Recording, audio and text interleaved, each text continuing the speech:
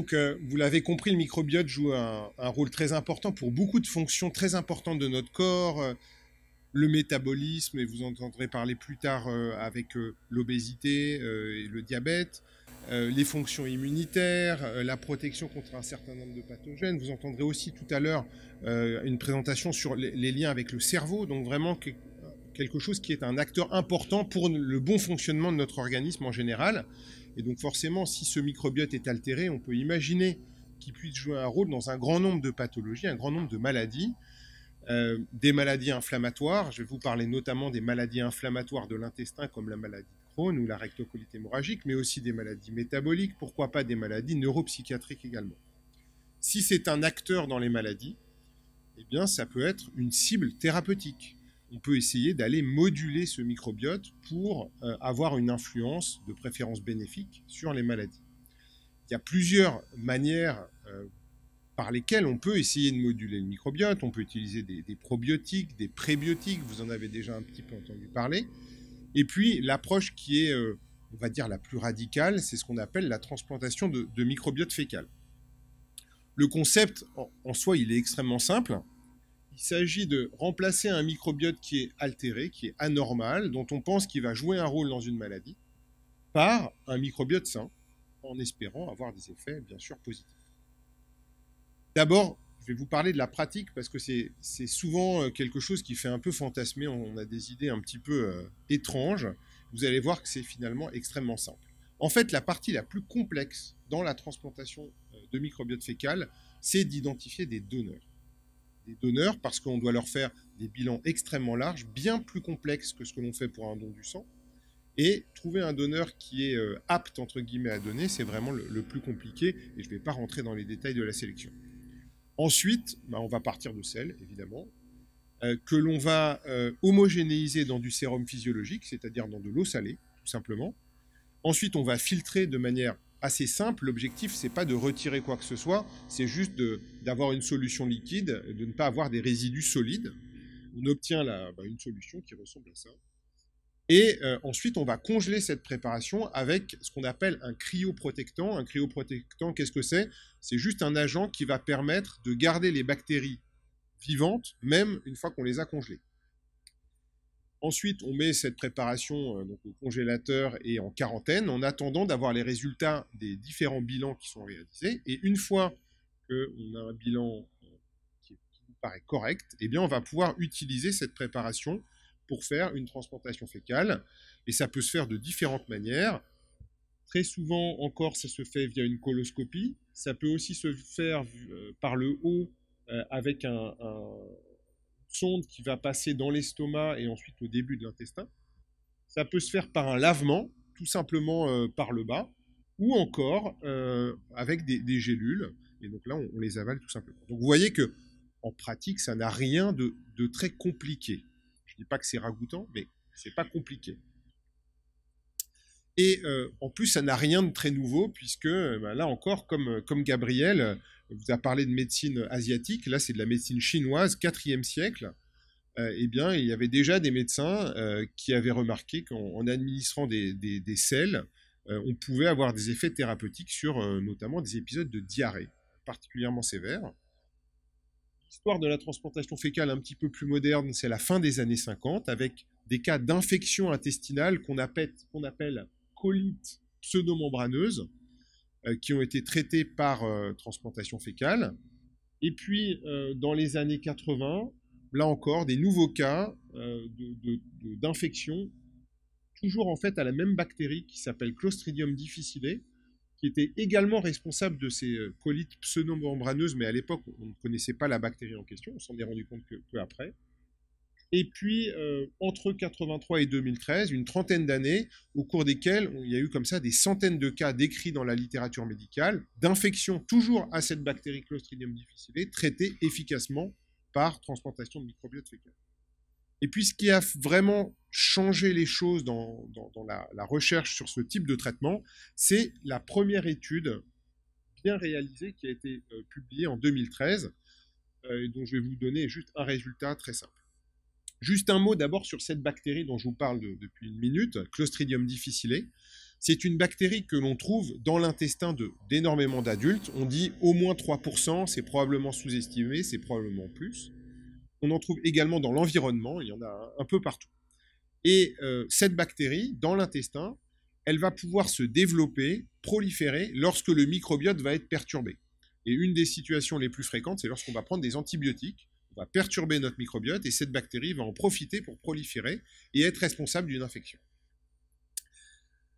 L'un des problèmes, c'est que cette infection, elle va récidiver.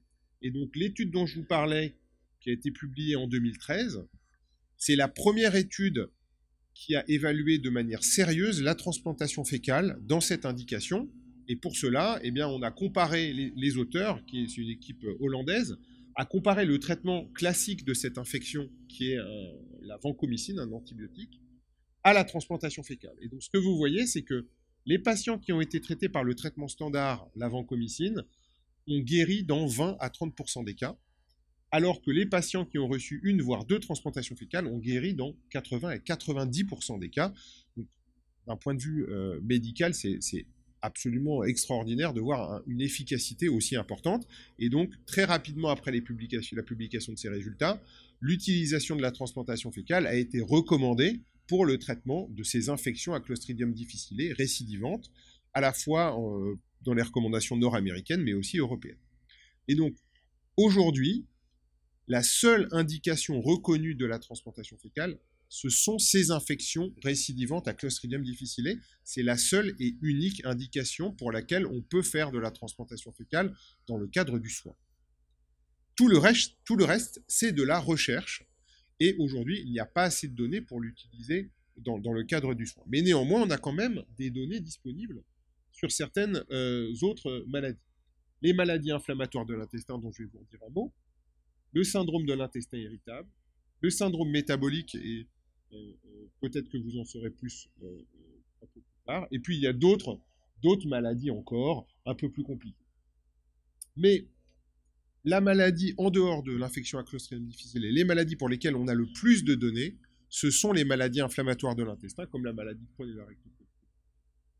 Dans la rectocolite hémorragique, on a 4 études qui sont, on va dire, globalement positives et qui montrent que quand on a un patient qui a la diarrhée, qui a mal au ventre à cause de sa rectocolite hémorragique, si on lui fait des traitements à base de transplantation fécale, on va être capable de le mettre en rémission, c'est-à-dire de calmer sa maladie dans 20 à 30% des cas. Si on lui donne un placebo, c'est 5 à 10% des cas. Donc déjà, vous voyez que, certes, ça fait mieux que le placebo, mais on n'est pas dans le cas du Clostridium difficile. C'est pas magique. Si on prend la maladie de Crohn, jusqu'à présent, il n'y a pas d'étude qui a été publiée, mais à l'hôpital Saint-Antoine, on a réalisé une étude pilote avec une approche un petit peu différente. Au lieu de traiter les patients pour induire la rémission, c'est-à-dire pour essayer de calmer la diarrhée et l'inflammation, d'abord, on va leur donner un traitement par cortisone pour calmer l'inflammation, et on va faire la transplantation fécale après, pour essayer de maintenir la rémission, donc de calmer de manière prolongée l'inflammation induite dans cette maladie. Et voilà ce que l'on a observé. Les patients, donc, ils sont tous en rémission, c'est-à-dire ils ont tous une maladie calme au moment où on fait la transplantation fécale, par définition, puisqu'on les a d'abord traités par cortisone. Et ensuite, vous voyez que les patients qui ont eu une fausse transplantation fécale en bleu vont récidiver relativement rapidement, alors que ceux qui ont eu une transplantation fécale en vert vont récidiver moins vite. Si on regarde d'autres indices, par exemple ici, c'est ce qu'on appelle le score endoscopique, c'est-à-dire qu'on fait une coloscopie et on compte les ulcères, pour être simple. Eh bien, ce que vous voyez, c'est que entre avant la transplantation fécale et 6 semaines après, dans le groupe transplantation fécale, le score diminue. Il y a tendance à cicatriser les lésions après la transplantation fécale, alors que dans le groupe fausse transplantation fécale, vous voyez que globalement, il n'y a aucun changement entre avant et 6 semaines après. Donc, ce sont des résultats très préliminaires, hein. C'est très peu de patients, il y a moins de 20 patients qui ont été inclus dans cette étude, mais qui suggèrent que peut-être ça pourrait avoir une efficacité. Dans le syndrome de l'intestin irritable, on a des résultats contradictoires. Il y a une étude qui montre un effet peut-être positif et l'autre étude qui montre un effet négatif, c'est-à-dire que non seulement ça ne marcherait pas, mais en plus ça aggrave les symptômes. Et dans le syndrome métabolique, quelques études qui montrent une amélioration minime.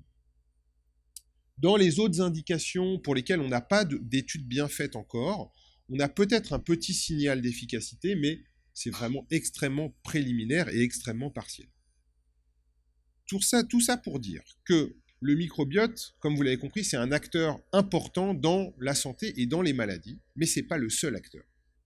Il y a la génétique, il y a beaucoup d'autres facteurs environnementaux, il y a d'autres éléments qui peuvent rentrer en compte. Ce qui fait que, même si le microbiote est impliqué dans beaucoup de maladies, le poids du microbiote dans chaque maladie n'est pas le même. Dans certaines maladies, il va avoir un rôle important, dans d'autres maladies, il va avoir un rôle mais moins important.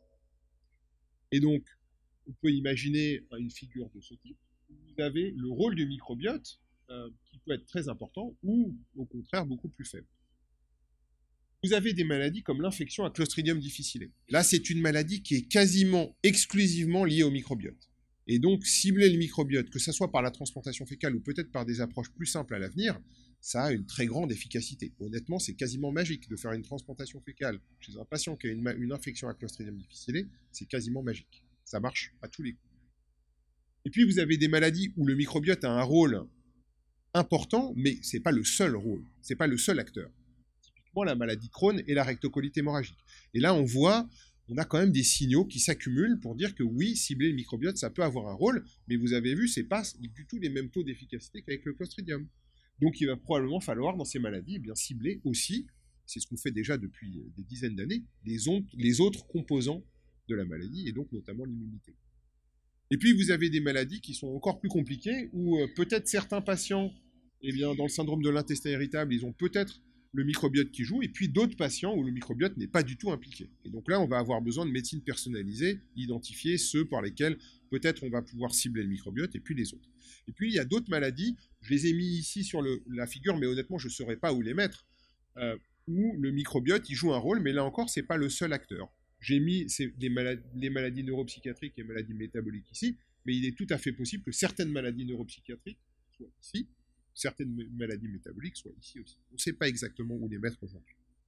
Mais tout ça pour vous dire que le microbiote, même si c'est un acteur important, ce n'est pas le seul, et donc on ne peut pas attendre d'une maladie qui est que très partiellement liée au microbiote un effet absolument fantastique de la transplantation fétale. Donc, en conclusion, la seule indication validée de la transplantation fécale, ce sont les infections récidivantes à Clostridium difficile, et ça marche merveilleusement bien dans cette indication. Et on fait ces transplantations fécales toutes les semaines à l'hôpital Saint-Antoine dans cette indication.